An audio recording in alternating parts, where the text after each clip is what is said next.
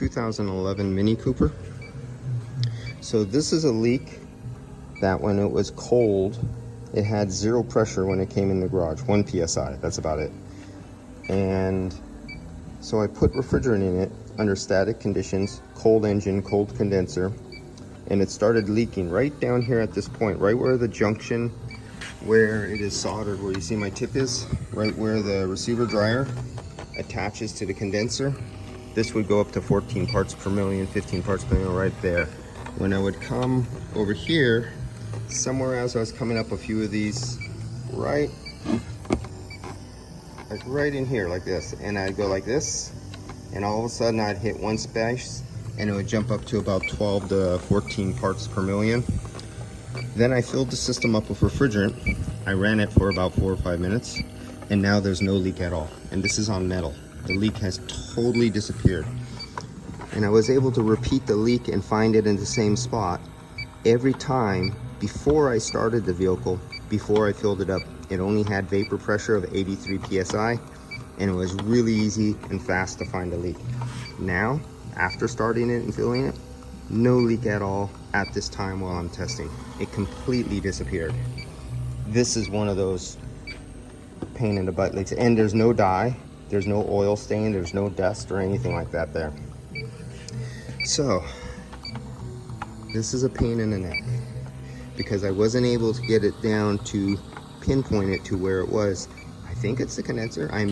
Before I was 100% sure it was the condenser, but it's one of those leaks that turns off after the metal gets hot. And I think the pressure is high right now too. See, it's holding at 222 psi on the high side, 81 on the low side. The engine is off. All right, so that's a potential right there for a leak. And I have to notate that and say, hey, I'd say it's the condenser. But let's look for the evaporator too, just in case. So let's get this up here. No, I'm not going down below at the drain plug because this is sensitive enough beyond all other leak detectors that you normally buy. Okay, so there, I got it on recycle. Let's get it all the way to slow off.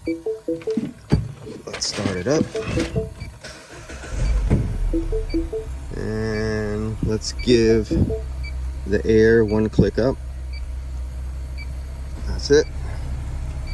Nothing. One click up. That one little blip of one was nothing.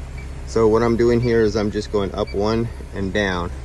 And that's enough to start to spin the fan, but not spin it fast. And you can feel just a little puff slowly start to come out, and I stopped it right away. And nothing's coming out. And it's been a few minutes. So, and I can hear when I click this on, I can hear the compressor come on. And the air is really cold because I have it, as soon as it starts running, it's just cold air pouring out of there. So that part's okay. So this one looks like recommend condenser. It leaks when it's cold at static pressure after the metal has cooled down, which at 200 and some psi, the metal's not going to cool down for a long time.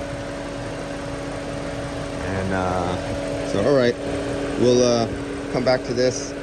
I think I'm going to recommend them a condenser to go, and that should be the end of their problems.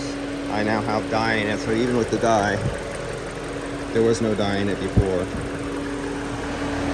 Looking down here, this is right where I was picking up the leak right there, and there's nothing. Even though I can consecutively find it over and over.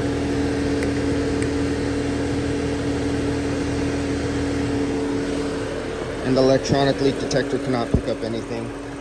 And my ultrasonic leak detector is over at another job site that my son was on, so I don't have that here with me right now. And I get the bubbles out, but from what I can see right now, this is the type of leak when it's at high pressure and high temperature, it doesn't leak.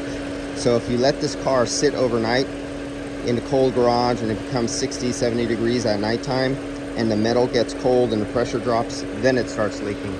And then you start it up and it stops leaking.